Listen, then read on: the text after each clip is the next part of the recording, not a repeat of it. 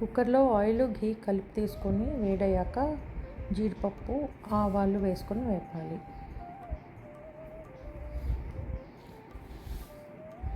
ఆవాలు చిటపట్లాడాలి. తర్వాత ఉల్లిపాయ వేసుకోవాలి.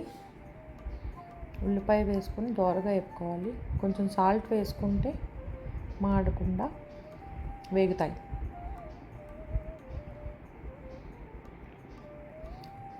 ఉల్లిపాయలు మగ్గాక అల్లం వెల్లుల్లి పేస్ట్ వేసి బాగా వేపాలి.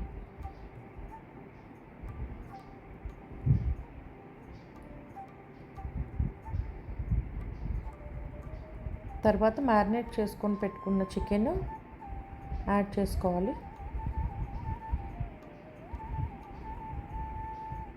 స్టవ్ సిమ్లో పెట్టి ఒక 10 మినిట్స్ ఉడకనివ్వాలి. మనం ముందుగా చేసుకొని పెట్టుకున్న కొత్తిమీర, పుదీనా, పచ్చిమిరపకాయ పేస్ట్. కొత్తిమీర కంటెంట్ ఎక్కువ ఉండాలి. చికెన్ ఒక 10 మినిట్స్ ఉడికిన తర్వాత థిక్ పేస్ట్ అయితే మనం కొలుచుకోక్కర్లేదు. పల్చటి పేస్ట్ అయితే కొలుచుకొని వేసుకోవాలి, ఎందుకంటే దానికి తగ్గట్టు మనం వాటర్ వేసుకుంటాము. కొత్తిమీర రైస్ కాబట్టి పేస్ట్ ఎక్కువ డామినేట్, ఆ టేస్ట్ ఎక్కువ డామినేట్ చేయాలి. సో వీలైతే కొంచెం ఎక్కువ పేస్టే వాడాలి. ఆ పేస్ట్లో బాగా చికెన్ కుక్ అయ్యాక ఆ ఫ్లేవర్ చికెన్ పడుతుంది.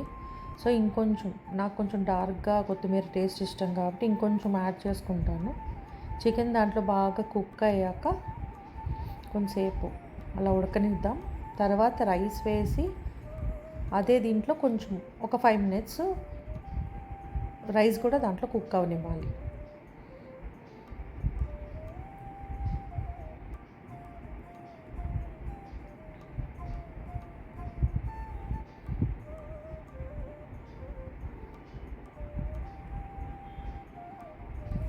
ఇలా కలుపుకుంటూ వాటర్ 1కి 2 మనం ఎప్పుడు వేస్తాం కదా అలాగే వేయాలి. నేను నార్మల్ రైస్ తీసుకున్నాను కాబట్టి 1కి 2 వేసాను. బాస్మతి రైస్ తీసుకుంటే కొంచెం తక్కువ వాటర్ వేయాలి. సో సాల్ట్ అడ్జస్ట్ చేసుకొని లెమన్ పిండుకోవాలి.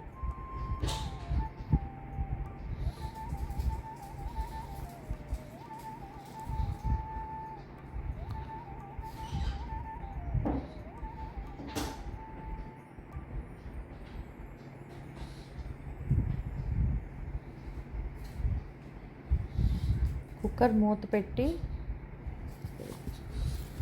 2 విజిల్స్ రానివ్వాలి.